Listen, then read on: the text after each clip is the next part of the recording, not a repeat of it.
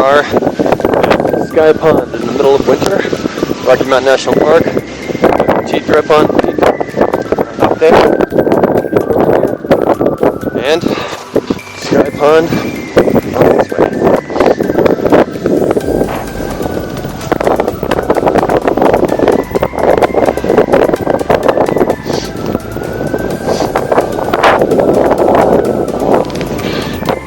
Let's go walk Sky Pond. There's Glass Lake, by the way. Actually, I was able to climb up in my snowshoes, which class 3 scramble. But today there was enough snow drifted in there that snowshoes did the trick. So, let's go check it out.